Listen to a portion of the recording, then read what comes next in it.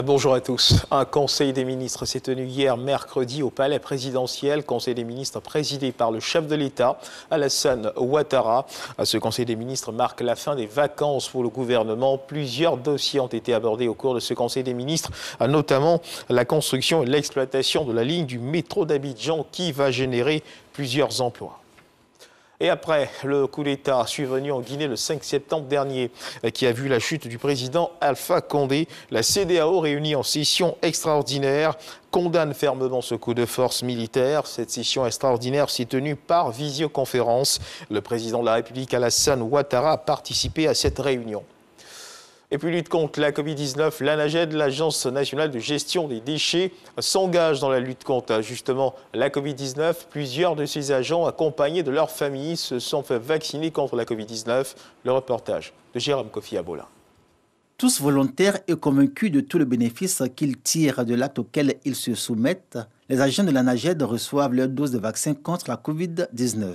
Près de 100 agents se sont mobilisés ainsi que des membres de leur famille, à la demande de la directrice générale de l'ANAGED. Faire le vaccin, c'est vraiment une prévention que nous saluons.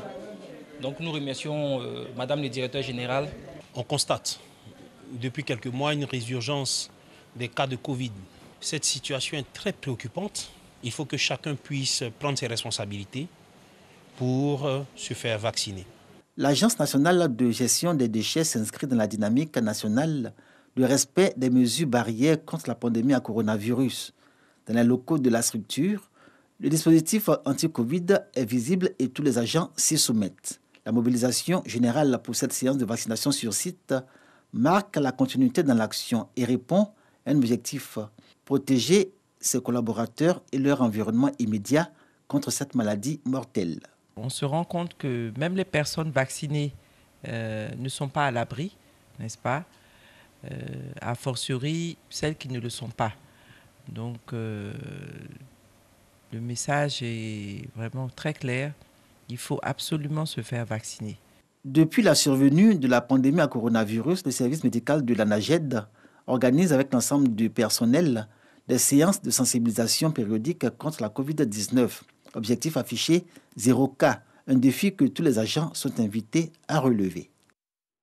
Voilà un reportage signé Jeanne Atoubé, Jérôme Kofi Abola, que nous retrouverons à 13h pour le récit du Conseil des ministres qui s'est tenu hier au palais présidentiel.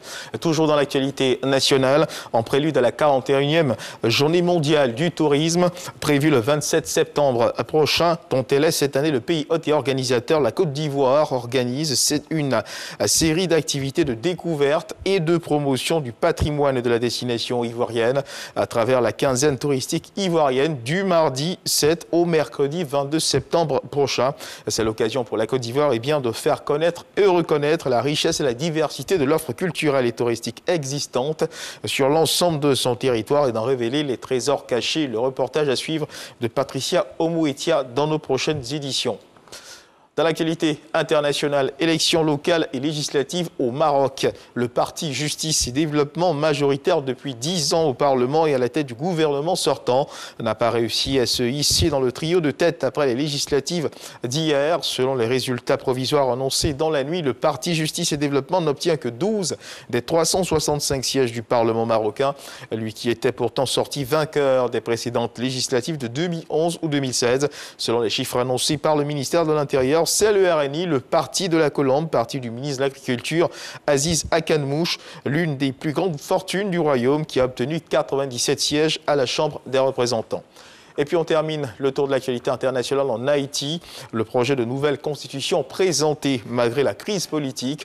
Ce texte de réforme constitutionnelle initié par le défunt président Jovenel Moïse a ainsi été présenté hier mercredi. Et s'il était approuvé, il favoriserait le pouvoir du président au dépend des parlementaires. C'est donc la fin de ce flash d'information. Merci de nous avoir suivis. Je vous retrouve à 13h pour le journal.